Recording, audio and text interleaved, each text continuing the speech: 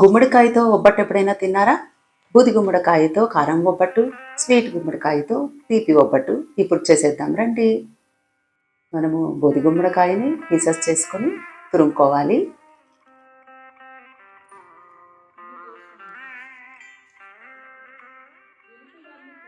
ఇలా గుమ్మడికాయనంతా తురుము పెట్టుకోవాలి. దీంట్లో వాటర్ కంటెంట్ చాలా ఎక్కువగా ఉంటుంది కాబట్టి దీన్ని మనము స్ట్రెయిన్ చేసేసుకుందాం.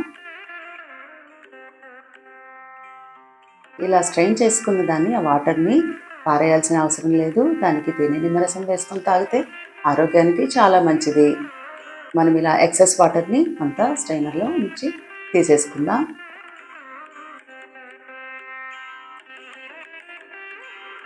మరలా ముందుగా మనము ఒబ్బట్టు చేయాలంటే సాయంత్రంని ఫస్టే కలిపి పెట్టుకోవాలి. అందుకని ఒక బౌల్లో చిరోటి రవ్వ, ఉప్పు, కొంచెం నూనె వేసుకుని చపాతీ పిండి కంటే కొంచెం సాఫ్ట్గా కలిపి పెట్టుకుందాం వాటర్ వేసుకుని. తర్వాత దీన్ని అప్పుడప్పుడు మూసిపెట్టి అప్పుడప్పుడు తీసుకొని ఇట్లా మేదించుకుంటూ ఉంటే ఒబ్బట్టు చాలా సాఫ్ట్గా వస్తుంది.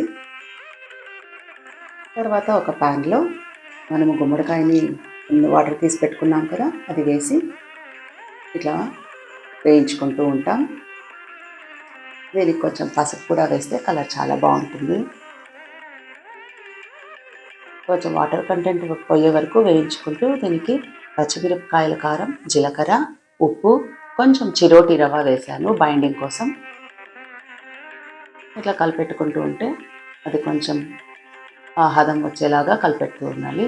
దీనికి కొత్తిమీర వేసాను. తర్వాత ఆ కన్సిస్టెన్సీ చూసుకొని మీరు ఒక కప్లో బౌల్లో తీసి పెట్టుకోండి.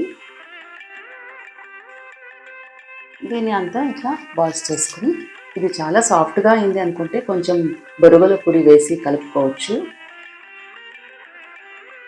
సాయంత్రం ఇట్లా స్ప్రెడ్ చేసుకుని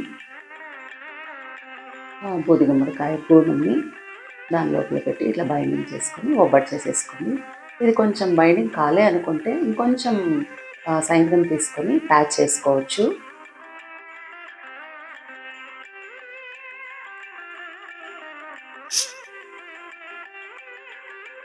అయితే దీనికి ఇక ప్లాస్టిక్ షీట్ వేసేసుకుంటే చాలా నీట్గా వస్తుంది.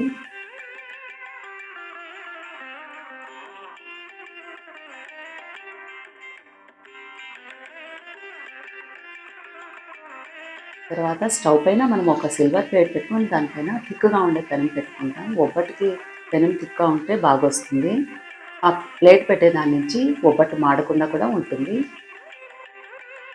మనం రెండు పక్కల ఆయిల్ చూసి కావాల్సింటే వేసుకోవచ్చు. కారం ఒబ్బట్టు రెడీ అయింది.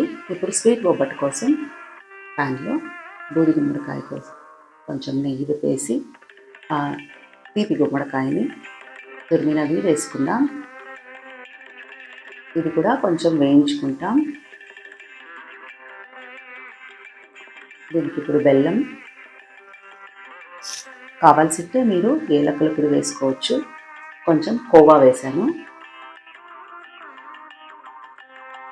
ఇట్లా అంతా కలిపెట్టుకుంటూ ఉండాలి. ఇది కూడా చాలా సాఫ్ట్గా అవుతుంది. ఇంక దీనికి కూడా కొంచెం చిరోటి రవ్వ వేసి బైండింగ్ కోసం వేసుకుందాం. పసుపు కూడా వేసుకోండి.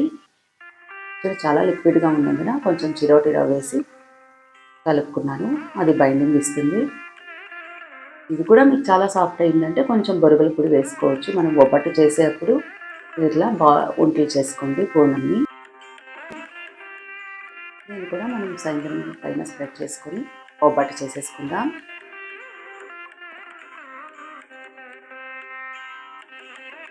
స్వీట్ గుమ్మడికాయ కొంచెం తీపిగా ఉంటుంది కాబట్టి బెల్లం ఎక్కువగా పడదు. మీరు చూసుకొని టేస్ట్ చూసి వేసుకోవచ్చు.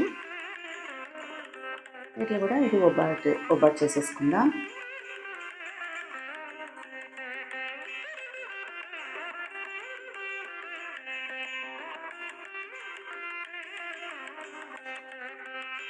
స్టవ్ పైన ప్లేట్ మరియు పెనం పెట్టి ఆ ప్లేట్ ఎందుకు పెడతానంటే ఒబ్బట్టు మాడకుండా బాగా వస్తుంది. అందుకోసం మధ్యలో ఒక ప్లేట్ పెడతాను.